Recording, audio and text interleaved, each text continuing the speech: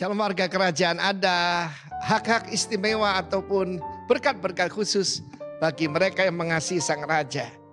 Seringkali kita menyitir yaitu Roma 8 ayat 28, Allah turut bekerja. Nggak ada perkataan Allah di situ. Segala sesuatu bekerja bersama untuk mendatangkan kebaikan. Tidak untuk semua orang. Tetapi di sana dikatakan for them that love God. Dan bagi mereka yang terpanggil dan mau masuk dalam rencananya ya. Jadi all things work together, di sana tidak ada perkataan Allah turut bekerja ya. Tetapi yang tanda bahwa orang mengasihi Tuhan adalah Mazmur 97 ayat 10. Dan kita lihat ayat selanjutnya. Hai orang yang mengasihi Tuhan, apa tandanya? Bencilah kejahatan. Bukan cuma tidak setuju, tapi benci kejahatan. Sekarang ini ada sesuatu yang berbahaya dengan perkataan toleransi. Saudaraku, kita tidak bisa toleransi kepada segala hal, ya. Benci kejahatan. Dan akibatnya dia akan memelihara nyawa orang yang dikasihnya. Kita mengasihi Tuhan karena Tuhan lebih dulu mengasihi kita, bukan? Dan akan melepaskan mereka dari tangan orang-orang fasik. Dan terang sudah terbit di tengah kegelapan bagi orang benar. Dan sukacita bagi orang tulus hati. Orang yang mengasihi Tuhan, ya, orang benar, orang yang tulus hati dan bersukacita karena Tuhan. Hai orang benar, dan nyanyikan syukur bagi nama yang kudus. Saya berdoa supaya setiap dari saudara dan saya termasuk those who love God. Dan apa tandanya? Hate evil. Membenci kejahatan, saudaraku. Ya, membenci dosa. Membenci kejahatan. Kalau kita ya gitu aja enggak apa-apa. Jangan terlalu fanatik, hati-hati. Kita enggak termasuk those who love God dan yang terpanggil sesuai dengan rencana Tuhan. Tuhan tidak membedakan satu dengan yang lain. Apa membedakan kita satu dengan yang lain? Mengasihi Tuhan. Minggu yang lalu saya berkata, walk in all His ways. Keep His commandment.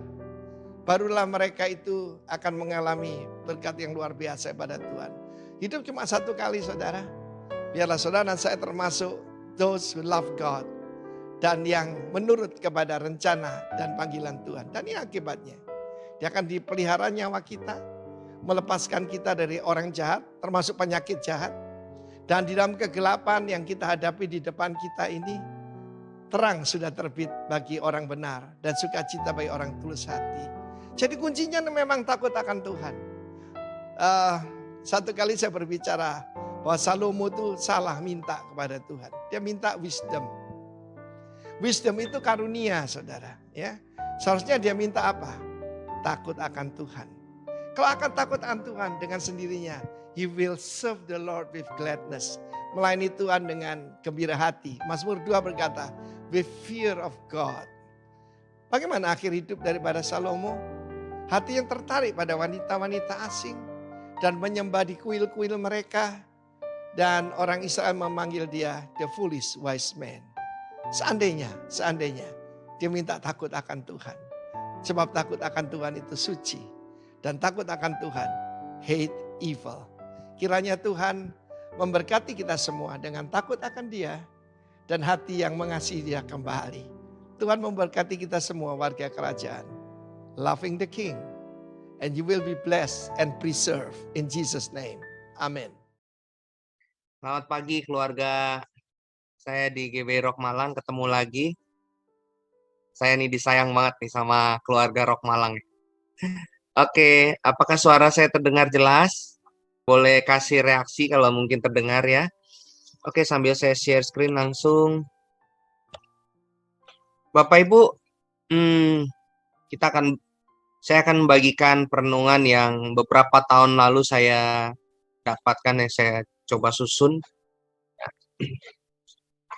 Tentang ketika kita berjumpa dengan Tuhan.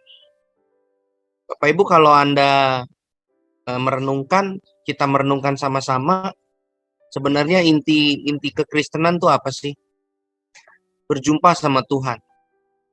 Oke. Bahkan dicoba dibagikan berjumpa dalam kasih, kuasa, dan kebenaran. Kalau kita nggak ngalamin kasihnya Tuhan, kita cuma ngalamin kebenaran Tuhan, nanti kita kaku.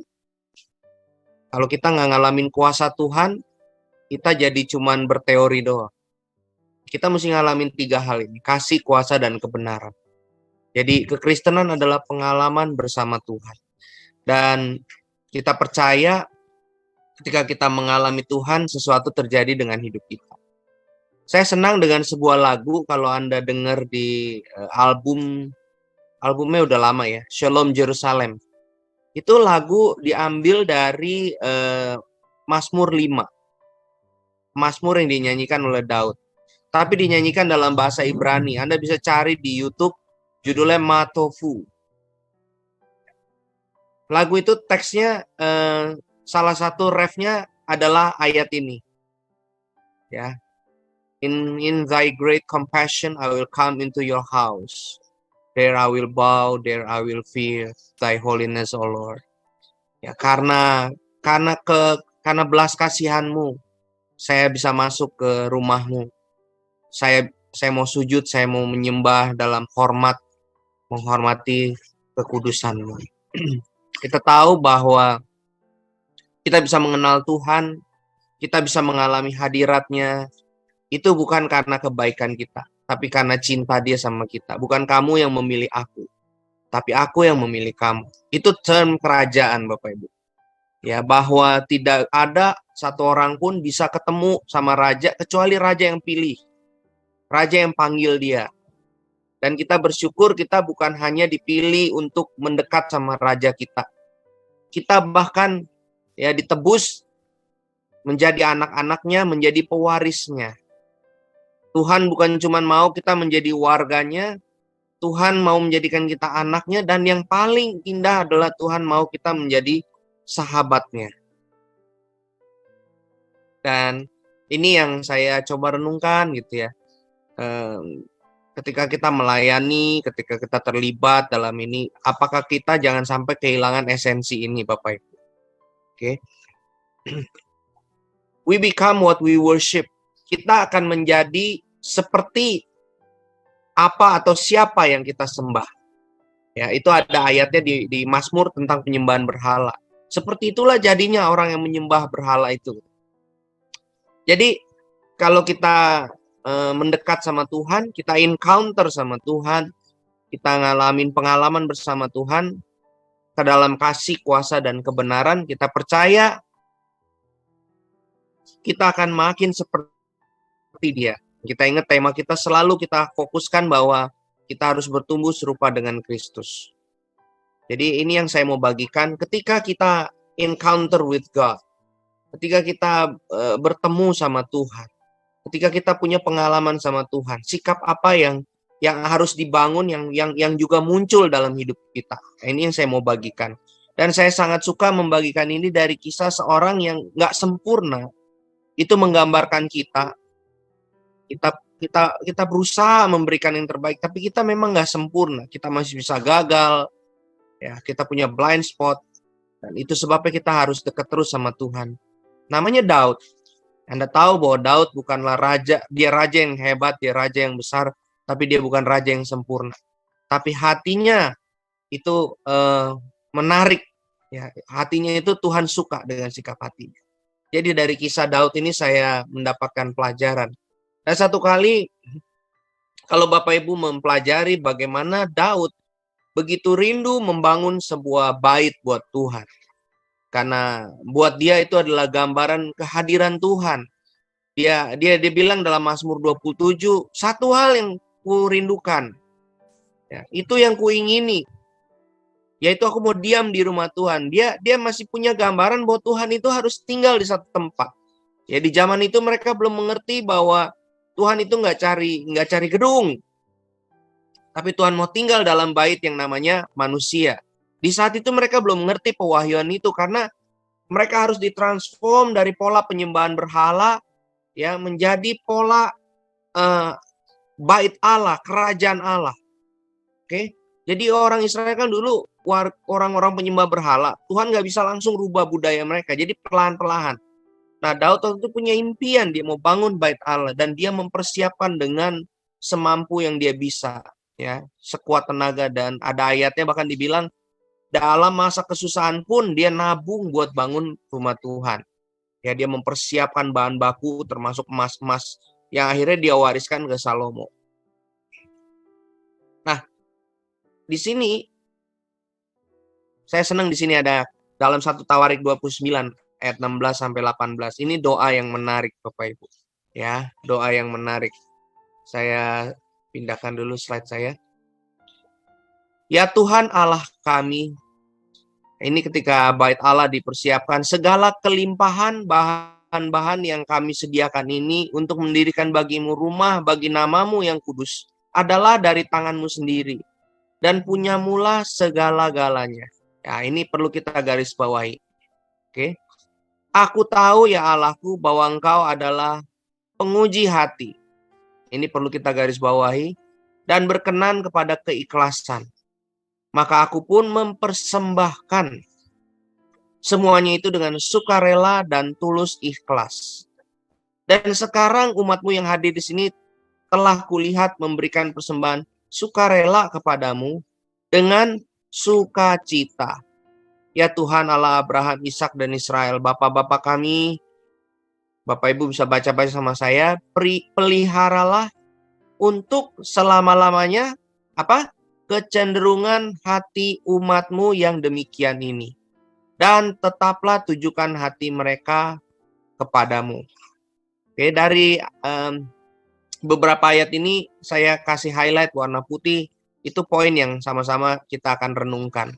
Dan doa yang terakhir ini menarik Bapak Ibu. Peliharalah untuk selama-lamanya kecenderungan hati umatmu yang demikian ini. Dan tetaplah tujukan hati mereka kepadamu. Ini sebuah sikap yang muncul ketika kita ngalami encounter dengan Tuhan. Ya, ketika kita ngalamin persekutuan dengan Tuhan. Ini doa yang luar biasa. Dan saya mau ajak kita merenung dari poin-poin ini. Ya, kita mau lihat sama-sama. Apa yang muncul ketika kita ngalamin perjumpaan dengan Tuhan? Yang pertama, akan ada evaluasi hati. Kita percaya bahwa Allah kita adalah Allah yang kudus. Dia memurnikan kita. Justru kita mesti datang sama Dia. Karena waktu kita datang sama Dia, Dia seperti api yang menyucikan kita. Kita nggak perlu takut. Dan kita pasti tahu bahwa Tuhan kita adalah Allah yang melihat hati. Kalau katanya ke Samuel.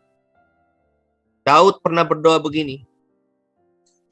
Tuhan, Engkau menyelidiki dan mengenal aku. Selidikilah aku, ya Allah, dan kenalah hatiku. Ujilah aku dan kenalah pikiran-pikiranku. Lihatlah apakah jalanku serong, dan tuntunlah aku di jalan yang kekal. Sekali lagi saya ambil contoh dari seorang bernama Daud. Dia raja, tapi dia mau datang sama Tuhan. Ya, ketika dia membangun, dia mempunyai hubungan perjumpaan dengan Tuhan. Doa dia nggak minta aneh-aneh. Doa dia bukan minta harta, bukan minta yang sifatnya yang materi. Tapi dia minta hal yang sederhana. Kenali hatiku Tuhan. Ujilah aku dan kenalilah pikiran-pikiran. Kita mesti ngaku, kita mesti jujur bahwa di hadapan Tuhan, di hadapan manusia, kita sering kali bermain yang namanya poker face. Ya, poker face, yaitu menutupi siapa kita yang sebenarnya. Kalau di dalam pelatihan foto karakter, itu diajarkan bahwa semakin kita punya jarak dengan seseorang, maka yang kita tampilkan itu bukan siapa kita, tapi lebih ke arah personality. Tapi bukan karakter kita. Itu sebabnya ketika seorang makin dekat satu sama yang lain, pasti konflik. Kenapa? Karena yang muncul bukan lagi personality, tapi karakter asli. Nah, konflik itu jadi sebenarnya adalah hal yang bagusnya apa? Ketahuan aslinya kita. Oke? Itu pun kita masih seringkali menyangkal dan coba menutupi. Tapi tidak di hadapan Tuhan. Yeremia 17 ayat 10 bilang, aku Tuhan yang menyelidiki hati. Nah, saya lupa, saya pernah membagikan atau belum sama Bapak Ibu. Kita seringkali senang menyanyikan nama-nama Tuhan, nama-nama yang sifatnya nyaman buat kita, spektakuler. Ya, misalnya apa? Dulu ya, kalau pertama kali saya kenal karismatik tuh ada lagu gitu. Dialah Allah yang menyembuhkan. Dialah Allah yang mencukupi. Terus refnya, Jehovah Rafa, Allah yang menyembuhkan, Jehovah Jireh, Allah yang mencukupi, Jehovah Nisi, panji keselamatan, Jehovah Shalom, Sang Damai. Saya sampai hafal. Waktu itu saya masih SMP, saya ingat. Nah, bagus gak? Bagus. Itu proklamasi tentang siapa Tuhan kita. Tapi kita perlu tahu bahwa nama-nama itu di Alkitab hanya disebutkan paling satu kali. Ya, Aku Allah yang menyembuhkan hanya disebutkan di Keluaran. Jehovah Jireh hanya disebutkan di kisah ketika Abraham mempersembahkan Ishak. Tapi ada satu nama Tuhan yang disebut berulang-ulang. Bahkan Tuhan sendiri menyebutkan pribadi dia bergelar seperti itu. Ya, ini kalau dalam Ibrani namanya Elohim Bahan Lebab. Elohim Bahan Lebab atau Jehovah Bahan Lebab. Kita kan nyanyi Yehovah Rafa, Yehovah Jireh, Yehovah Nisi, Yehovah Shalom, Yehovah Sitkenu, ya. Tapi itu semua hanya disebutkan satu kali paling di Alkitab. Tapi yang namanya Yehovah Bahan Lebab itu disebutkan berulang-ulang. Dari tadi saya buka ayatnya udah 3, ya. Bahwa Allah yang menyelidiki hati, yang tadi ditawari, yang kedua di Mazmur 139, yang ini Yeremia 17. Kalau Anda mau bedah Alkitab, Anda akan menemukan berulang-ulang Tuhan menyebutkan dirinya dengan nama seperti ini, atau orang memberi gelar dia Elohim atau Jehovah Bahan Lebab. Itu pribadi dia. Dia menyelidiki hati kita. Kenapa sih kita saat teduh setiap hari? Bukan saat teduh yang sifatnya ngisi absen, ya, atau persyaratan karena kita pelayan Tuhan, tapi karena kita belajar bangun hubungan. Whatever cara kita, ya, mau model apa cara kita bersaat teduh, tapi kita punya waktu sama Tuhan. Tujuannya sederhana, karena kita mau hati kita terus dimurnikan sama Dia. Karena penting sekali ternyata menjaga hati kita. Amsal 4 ayat 23 pun ingetin lagi. Itu menjaga hatimu, keep your heart, itu terjemahan aslinya itu multiple guard, penjagaan berlapis. Hati kita mesti dijaga berlapis-lapis. Karena kita mudah sekali terjebak dosa di dalam hati yang sifatnya nggak ketahuan orang. Ya, iri hati, benci, kecewa, apa itu semuanya kan ada di dalam hati, nggak kelihatan. Kita bisa tersenyum, tapi sebenarnya di dalam hati kita menyimpan sesuatu. Nah, itu sebabnya ketika kita datang sama Tuhan, ketika kita ngalamin perjumpaan sama Tuhan, maka yang terjadi yang pertama adalah ada evaluasi di hati kita. Baik dia menyembuhkan hati kita, baik dia menyingkapkan sikap hati kita, dan dia bisa memulihkan hati kita. Makanya kalau kita udah kecewa, kita udah sedih, kita udah bagaimanapun, datang sama dia. Ya, Ibrani 4 ya. Marilah kita datang menghampiri tata kasih karunia dengan penuh keyakinan supaya kita menerima pertolongan kita pada waktunya. Supaya kita menerima kasih karunia dan anugerah. Jadi ini yang terjadi pertama kali ketika kita datang sama Tuhan, ya, bahwa Tuhan akan terjadi evaluasi hati dalam hidup kita. Yang kedua, ketika seorang mengalami encounter dengan Tuhan, ketika kita mengalami persekutuan dengan Tuhan, perjumpaan dengan Tuhan, maka ada korban. Nah, saya kasih gambar di sini, kasih gambar tentang seorang wanita yang Tuhan Yesus bilang, dimanapun Injil ini diberitakan, kisahnya akan diingat. Apa kisah apa? Kisah pengorbanan. Karena waktu itu dia sampai ditegur. Dia beli minyak yang begitu mahal dan dipecahkan hanya untuk merendahkan hati, menyembah, meminyaki kaki Tuhan Yesus dan menyeka dengan rambutnya. Itu bicara rambut itu kan wanita mahkota ya. Itu bicara dia melempar segalanya untuk menghormati, untuk menyembah Tuhan. Ya. Nah, di sini ada kata-kata yang menarik nih. Di dalam kitab Keluaran dibilang jangan orang mengharap hadiratku dengan tangan hampa. Lalu ada quote bagus. You can give without loving, but you cannot you can never love without giving. Ya. Anda bisa memberi tanpa cinta, tapi Anda tidak mungkin bisa mencintai tanpa memberi. Kalau ada orang ngaku dia punya persekutuan dengan Tuhan, dia dekat sama Tuhan, tapi pelit, saya curiga sih. Kayaknya dia lagi bohong. Ya. Ada yang nggak benar gitu. Karena kita akan menjadi sama dengan siapa yang kita sembah. Kalau Anda dekat sama Tuhan tapi Anda pelit, ya, Anda nggak mau berkorban, kita nggak mau berkorban, ada yang salah kayaknya dengan persekutuan kita.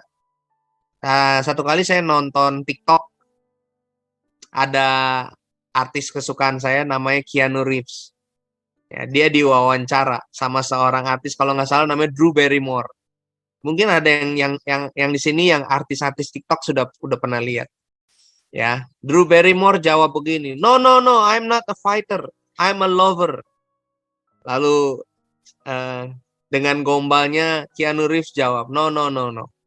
If you say you are not a fighter, you are a lover, you are lying. Because if you are a lover, you must be a fighter. Because if you don't fight for your love, what kind of love do you have? Iya, ya. Kalau kamu ngomong kamu cuma orang yang mencintai, tapi kamu nggak pernah berjuang, kamu bohong.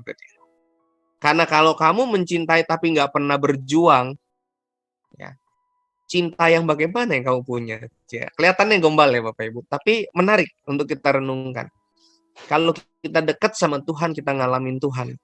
Masa sih kita nggak jadi orang yang mau berkorban? Anda temukan bahwa semua orang di Alkitab yang tadinya egosentris, ketika ketemu sama Tuhan, hidupnya berubah semua. Ya, waktu Musa ketemu sama Tuhan, dia masih mikirin diri dia. Gue nggak bisa ini, saya nggak bisa ini. Tapi ketika dia makin dekat sama Tuhan dan dia membimbing umat Israel, hidupnya berubah.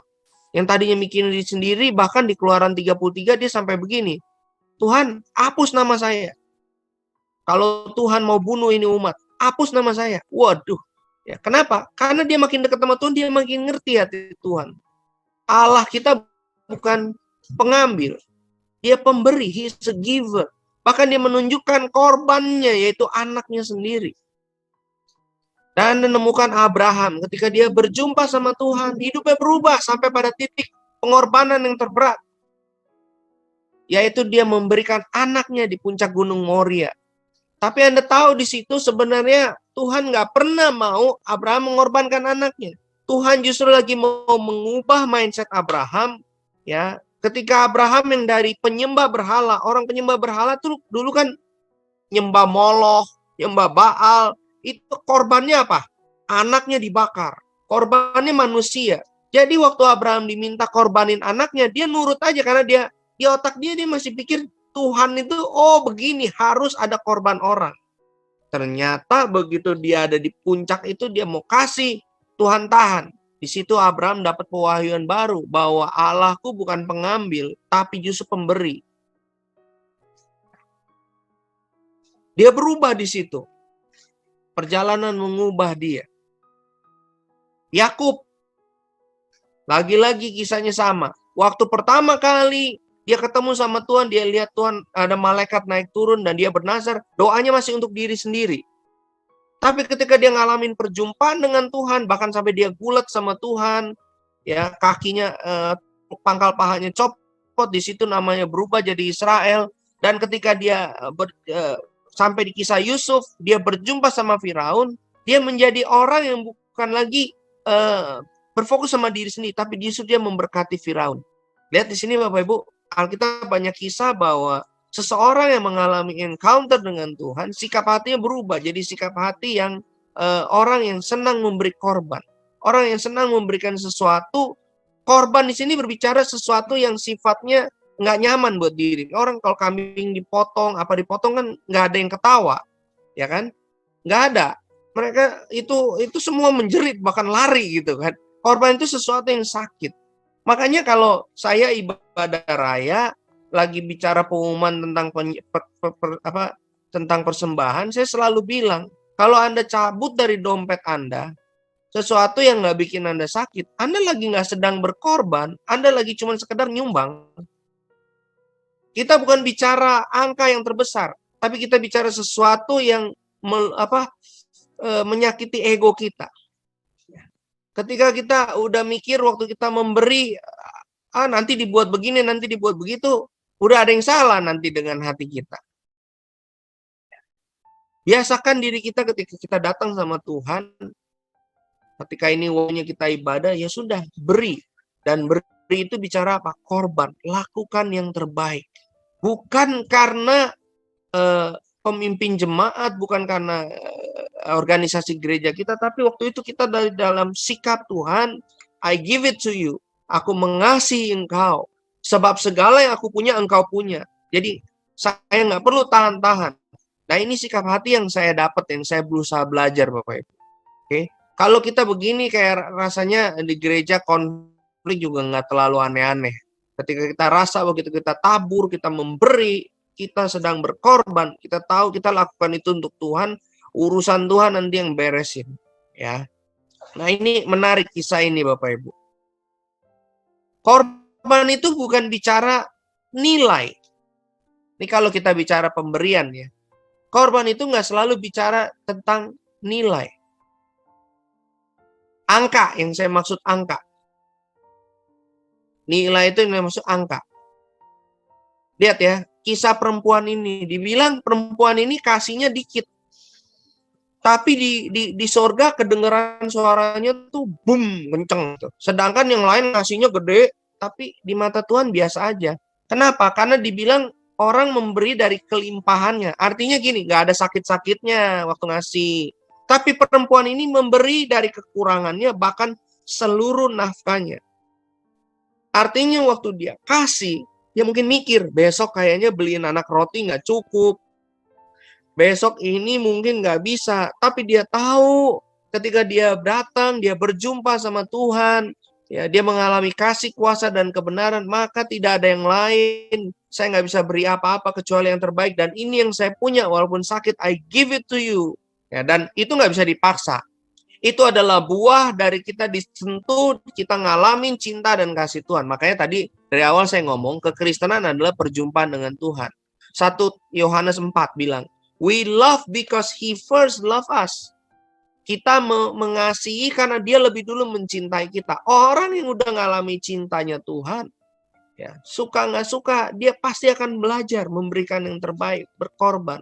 Jadi bukan karena dimanipulasi, bukan karena pesan-pesan yang sifatnya sihir, tapi memang digerakkan dan bukan karena dia mau bribe God, dia mau nyogok Tuhan. Enggak.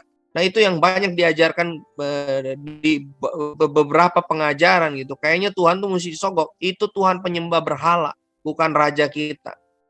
Ya. Dari sini kisah ini kita belajar antara amount versus value. Ya, angka tertulis atau nilai. Kadangkala pemberian itu kelihatannya secara harga nggak mahal, tapi begitu bernilai.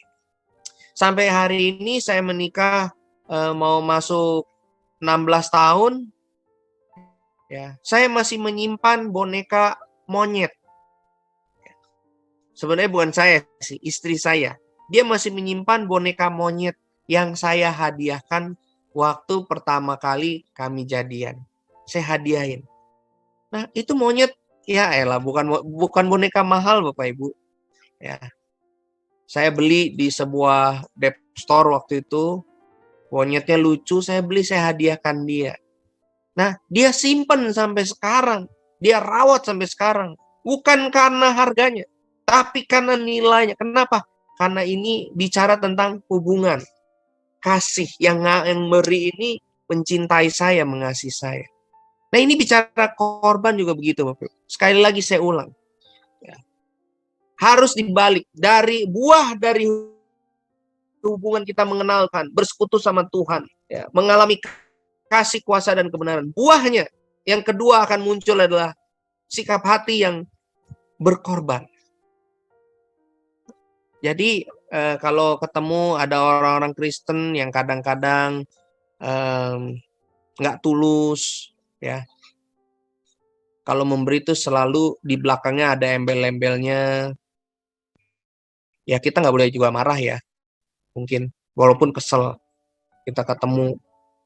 Pertama pelayan Tuhan kadang-kadang ketemu begitu dan kita kayaknya dibuat sedih lah gitu ya. Di dalam pelayanan kita jumpai kayak gitu. Sebenarnya sederhana. Itu hanya buah dari seseorang belum terlalu mengalami Tuhan. Walaupun ada orang tertentu, tipe karakter tertentu memang senang memberi. Tapi saya percaya kita akan menjadi sama dengan siapa yang kita sembah. Semakin kita dekat sama Tuhan, semakin ada buah yang muncul, kita menjadi orang yang mau berkorban. Berkorban apa? Cuma bicara uang. Mungkin kita mengorbankan hidup kita untuk melayani orang lain. Mungkin kita mengorbankan apa yang kita punya. Saya tinggal di desa, saya kirim semua, ya merantau lah ke sini.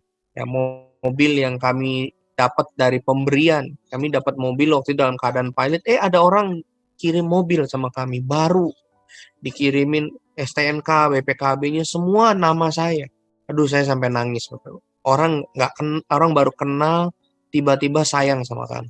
Singkat cerita, mobil itu kami bawa ke sini. Nah, di sini saya ngerintis usaha, tahu-tahu tengah malam karyawan saya dari desa telepon. Aduh, kok saya sakit banget nih, kok saya sakit. Kenapa kamu? Nggak tahu nih kok, perut saya sakit sampai saya muntah-muntah. Waduh, tengah malam Bapak Ibu. Kami sudah kerja dari pagi sampai malam urus resto, itu capek. Tapi tengah malam dia teriak begitu. Nah di desa Bapak Ibu, Anda mau kemana? Kalau di Jakarta mah gampang, tinggal pergi ke UGD, rumah sakit bertebaran. Di desa, puskesmas itu hanya buka jam 9 pagi sampai jam 12 siang. Dan ya pelayanan 24 jam cuman ada sekitar 20-30 kilo dari tempat saya, itu rumah sakit yang megang orang bule. Itu pun masih puskesmas sifat. Nah kalau saya suruh dia naik motor, perut melilit gitu, ya dia bongkok-bongkok, nggak mungkin bisa. Akhirnya malam-malam gitu, istri saya bilang kita berangkat deh. Yang kami keluar naik mobil, jemput dia di desa, bawa ke rumah sakit tengah malam, obatin, bawa pulang lagi,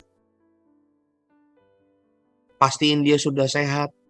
Kalau mikir, apalagi kalau budaya Chinese ya kita diajarin, ngapain lagi kamu, ya tanda kutip, bos mau lakukan begitu. Udah suruh dia berobat, ada keluarganya, ada apa. Tapi entah kenapa kita berdua digerakin, aduh kayaknya nilai kita bukan begini deh.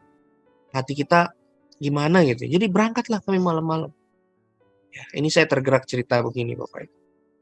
Kita belajar, ya kalau nggak saya begitu, bagaimana saya bisa menceritakan, bagaimana saya bisa membagikan sebuah budaya baru. Ya, di tengah sebuah desa yang katanya Kristen, tapi banyak budaya yang bertentangan dengan value kerajaan Allah. Jadi saya dorong, ayo ketika kita evaluasi hati, kita sadar kok saya kayaknya bukan orang yang mudah berkorban. Nggak apa-apa, jangan tertuduh, denger ini. Mari kita mendekat sama dia. Semakin kita mendekat, semakin nular sifatnya Tuhan. Amin. Oke. Nah, korban berikutnya bicara apa? Sekali lagi, tadi saya nggak selalu bicara mau materi. Lihat di sini. Samuel menjawab, apakah Tuhan itu berkenan pada korban bakaran, korban sembelihan, sama seperti mendengarkan, mentaati suara Tuhan. Sesungguhnya mendengarkan dan mentaati lebih baik daripada korban sembelihan. Memperhatikan lebih baik daripada lemak domba-domba jantan. Ya, dan Anda bisa baca seterusnya. Bahwa ternyata kita nggak selalu bicara memberi sesuatu yang materi dulu. Tapi dimulai dari yang sederhana. Kita mau belajar taat. Kita mau belajar taat sama Tuhan, itu korban. Karena kadang-kala ketaatan itu mengorbankan ego kita. Ayo, gampang sederhana Bapak Ibu. Minta ampun aja. Kalau kita tahu kita salah, datangi orang. Itu nggak gampang. Gengsi kita mesti korbankan. Betul? Ya, itu kalau orang kalau kita tahu kita salah. Tapi kadang-kala minta maaf itu nggak selalu karena kita salah. Minta maaf itu kadang-kala berbicara untuk menetralkan suasana.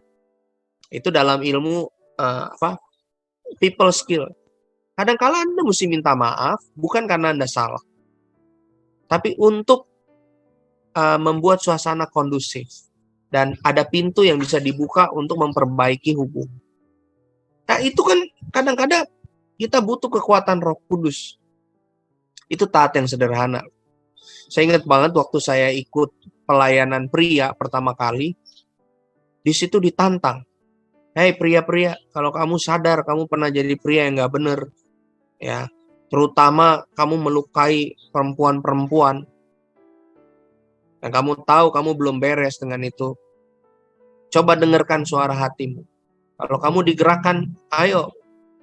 Pria itu berani merestorasi dirinya, bukan berani pukul orang. Itu pria berani minta maaf, merestorasi diri. Waduh, saya ingat Bapak Ibu. Ya, saya pernah melukai beberapa teman-teman pelayanan. Ada yang secara emosional, secara kata-kata, secara perasaan. Saya masih muda dulu ya, goda-godain teman-teman, masih nggak ngerti kebenaran. Dan itu nggak gampang. Saya mesti datengin satu-satu. Ada yang sudah di luar negeri, saya pakai chatting. Ya, ada satu orang di luar negeri, saya chatting sama dia.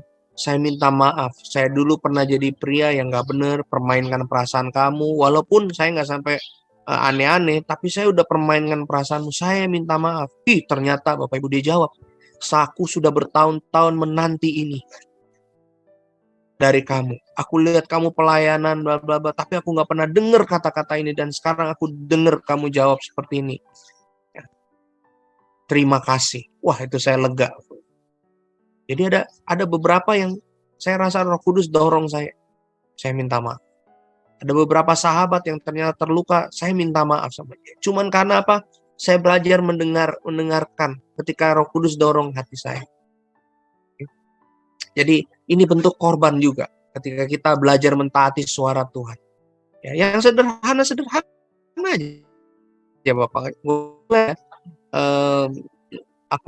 Gak usah yang pergilah ke sini gitu. Itu kan spektakuler banget. Yang sederhana aja yang tiap hari kecil-kecil ya. Tuhan mau bicara sama kita ya. Coba kita taatin. Itu sebuah korban. Oke? Nah, berikutnya ketika kita ngalamin encounter dengan Tuhan, yang terjadi adalah tadi kan dibilang ada evaluasi hati. Tuhan memurnikan hati kata. Maka buahnya ya ini akan ada ketulusan dan kerelaan, sincere, ya, ketulusan. Berbahagialah orang yang murah hatinya, karena mereka akan beroleh kemurahan. Berbahagialah orang yang suci hatinya, karena mereka akan melihat Allah. Ya, jadi kita jadi orang yang kalau beri itu tulus-tulus aja ya, udah kita nggak mikir aneh-aneh gitu. Kan ada orang-orang tuh kalau memberi dia mesti ikutin alirannya kemana tuh, ya. Itu beri apa investor? Kalau investor mesti begitu, ya. Ini dana saya nih, saya udah taruh nih, mana hasilnya? Itu investor, ya. Itu bisnis. Tapi kalau memberi lain, memberi ya kasih udah. Mau urusannya itu dipakai gimana? Kasih. Lempeng-lempeng aja, nggak ada pikiran aneh-aneh. Nah, itu yang saya belajar. Saya minta sama Tuhan, Tuhan kalau saya tolong orang, ya kalau saya digerakkan nabur buat pelayanan atau sebuah gereja lokal, tolong saya Tuhan. Saya lakukan ini dengan tulus dan rela. Nah, tolong. Saya minta tolong sama Tuhan, ulang-ulang. Tapi saya menjumpai Bapak Ibu, berkali-kali ketika kita belajar melakukan ini tanpa mikir aneh-aneh. Berkali-kali. Tuhan itu selalu buat bahasa susah ya saya jawab. Kenyataan bahwa Tuhan itu memang bukan pribadi yang berhutang. Itu terjadi. Nah, cuman memang benar-benar di depan tuh kita mesti tulus. Jangan pernah mikir akan Tuhan mesti balikin sama saya. Waktu udah mikir gitu malah aneh. Ya, artinya kita nggak tulus. Saya berulang-ulang ngalamin kita tergerak memberi, nggak pernah mikir nanti Tuhan mau ngapain dalam hidup saya. Itu selalu ada aja. Ya, di luar pikiran saya Tuhan menjawab melebihi yang kita pikirkan. Makanya berilah maka engkau akan diberi, itu ya itu prinsip ya, karena yang ngomong Tuhan Yesus. Oke? Tapi dengan tulus, dengan rela hati. Oke? Penting kita ngomong dalam ibadah raya seperti kalau di lembah pujian ya.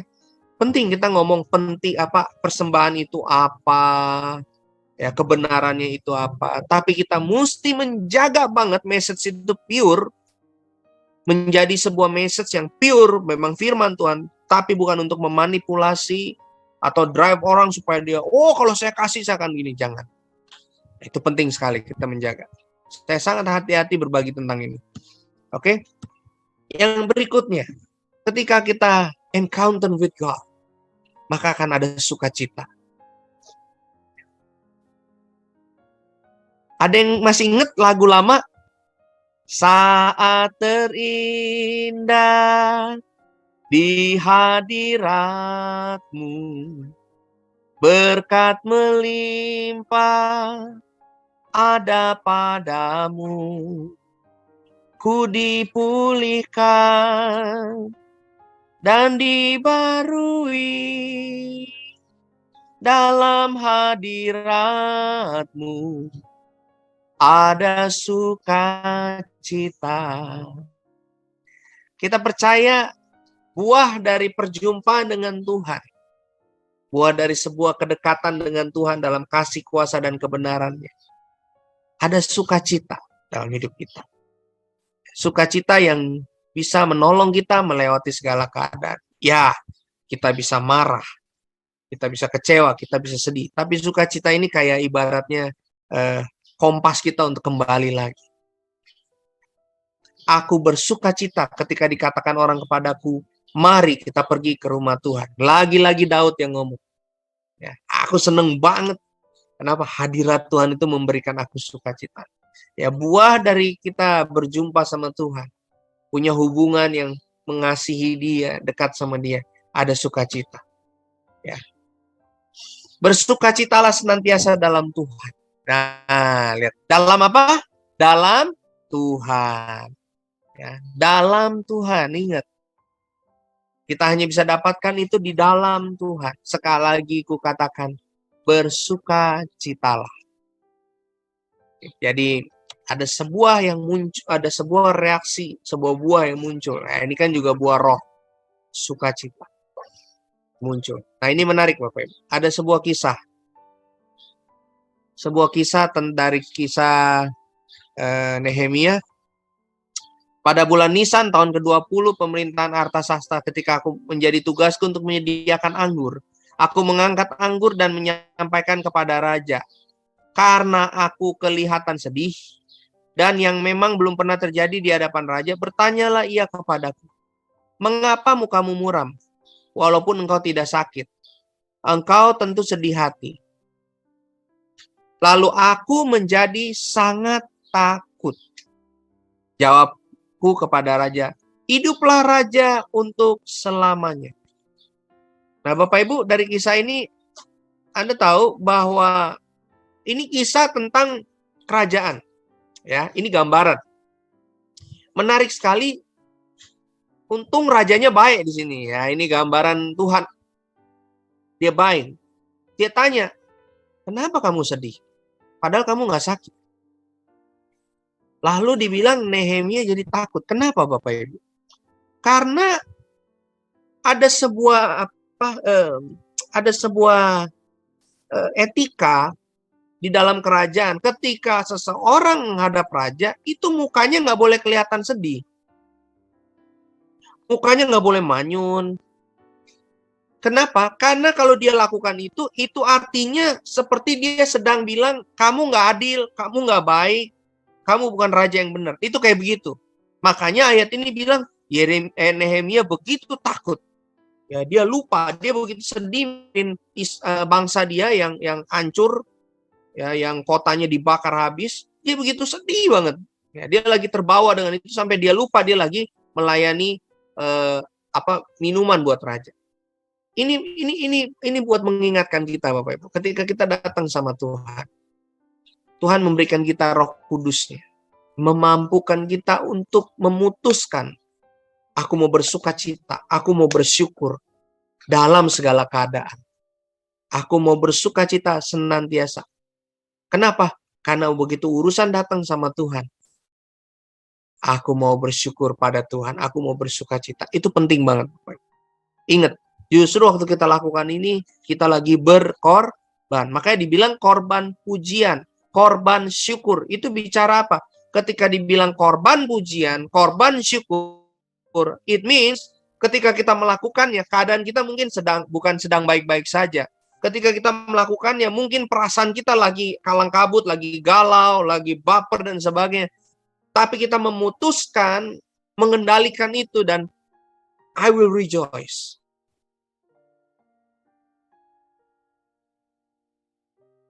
Ini yang Tuhan mau.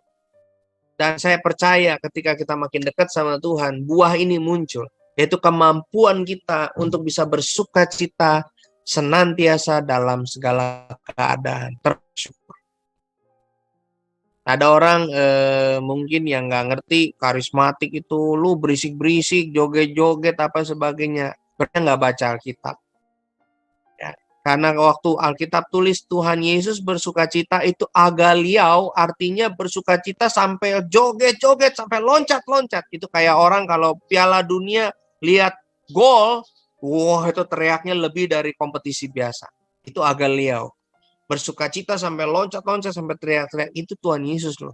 Jadi Tuhan Yesus tuh karismatik banget. Ya. Oke, Bapak Ibu. Sampai di sini Bapak Ibu bisa menangkap apa yang saya bagikan. Ya beda ya kalau kita di Zoom mungkin lebih. Nah, sekarang sebagai penutup, saya mau kita baca ini. Ini menarik sekali. Ternyata ketika kita menjaga, kita hidup dengan sikap hati seperti tadi, ketika kita dekat sama Tuhan. Lihat ya, ini kisah ini menarik banget nih. Bahwa raja kita tuh raja yang baik. Ini Salomo. Kisah ketika Ratu Sheba ketemu dengan Raja Salomo. Lalu diberikan kepada Raja Salomo 120 talenta emas dan sangat banyak rempah-rempah batu permata yang mahal-mahal. Tidak pernah ada lagi rempah-rempah seperti yang diberikan Ratu Negeri Sheba kepada Raja Salomo. Lagi pula hamba-hamba Huram dan hamba-hamba Salomo yang bawa emas dari Ofir membawa juga kayu cendana, batu permata yang mahal-mahal. Raja mengerjakan kayu cendana itu menjadi tangga-tangga untuk rumah Tuhan dan istana raja. Juga menjadi kecapi gambus untuk para penyanyi. Hal seperti itu tidak pernah kelihatan sebelumnya di tanah Yehuda. Raja Salomo memberikan kepada Ratu Negeri Sheba segala yang dikehendakinya yang dimintanya, melebihi yang dibawa ratu itu untuk raja. Lalu ratu itu berangkat pulang ke negerinya bersama dengan pegawai-pegawainya. Bapak Ibu, ini kisah ini kenapa saya tulis? Ratu Sheba bawa persembahan, bawa korban buat Raja Salomo. Dan dia nggak mengharapkan balik. Karena dia cuma mau ketemu, dia mau kenal Salomo itu seperti apa. Jadi dia ngerti bahwa ketemu raja tuh harus bawa sesuatu. Dia membawa yang terbaik yang dia bisa. Tapi ketika dia bawa itu, dia kasih.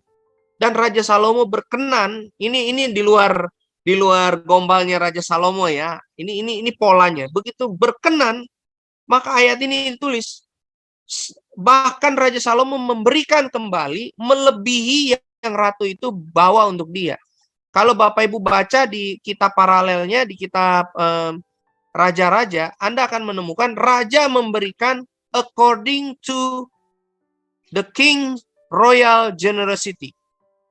Ya. Dia memberikan sesuatu menurut kemurahan hati sang raja. Nah, Anda mesti ngerti bahwa raja kita, bapak yang murah hati. Artinya ketika kita memiliki buah-buah seperti yang tadi saya sebutkan waktu kita dekat sama dia. Anda nggak perlu takut dengan hidup Anda. Karena dibilang bahkan dia memberikan melebihi. Bagi dia yang menjawab doa, segala doa melebihi yang kita bayangkan dan kita kan. Itu terjadi Bapak Ibu. Sampai di sini Bapak Ibu bisa mengerti apa yang saya bagikan. Keluarga saya di GP Rock Malang. Jadi ini doa saya buat kita ya, bahwa kita belajar Ketika kita ngalamin perjumpaan dengan Tuhan, kita belajar mengasihi Raja kita, hubungan yang dekat sama Dia, ya, maka akan ada evaluasi hati. Dia memurnikan hati kita, ada korban yang muncul dari hidup kita, ada ketulusan, ada sukacita yang muncul dari hidup kita. Mari ketika kita belajar kebenaran ini, kita minta sama Tuhan, Tuhan, bahwa saya makin mendekat sama Engkau. Bahwa saya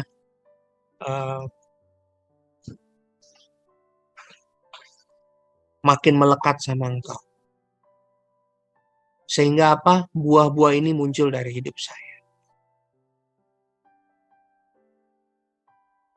Engkau Tuhan, Allah Maha Tahu, betapa dahsyatnya kuasa-Mu, hadirat-Mu kini penuhiku,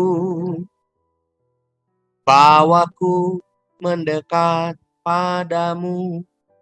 Engkau Tuhan Allah Maha Tahu, betapa dahsyatnya kuasa-Mu, hadirat-Mu kini penuhiku, bawaku mendekat padamu. Mari kita berdoa. Tuhan, kami sudah belajar, kami sudah mendengarkan firman-Mu. Sempurnakanlah ya Roh Kudus, karena kata-kata dari anak-Mu terbatas. Tapi aku percaya Engkau tidak terbatas. Tuhan, ketika kami dekat dengan Engkau, ketika kami mengalami persekutuan dengan kasih, kuasa, dan kebenaran, kami akan menjadi sama, serupa dengan siapa yang kami sembah. Dan buah-buah ini yang kami renungkan, kami berdoa itu muncul dari hidup kami. Kami percaya ada buah-buah yang lain juga Tuhan. Tapi dari apa yang kami renungkan hari ini, biar hari ini itu muncul Tuhan. Hati kami semakin dimurnikan. Hati kami semakin tulus, penuh kerelaan. Kami bisa memberi korban, baik dari hidup kami, baik memberi, baik dalam bentuk pelayanan, dan yang terpenting dalam bentuk ketaatan. Dan biarkan setiap hari orang bisa melihat kami adalah orang yang penuh sukacita Tuhan. Sehingga di dalam pekerjaan, dalam kehidupan sehari-hari Tuhan, Engkau dipermuliakan. Terima kasih Tuhan. Berbicara terus buat umat-Mu Tuhan. Bawa kami semakin serupa dengan Kristus. Datanglah kerajaan-Mu dan jadilah kehendak. Di dalam nama Tuhan Yesus kami bersyukur. Dan segala kemuliaan hanya bagi-Mu. Amin.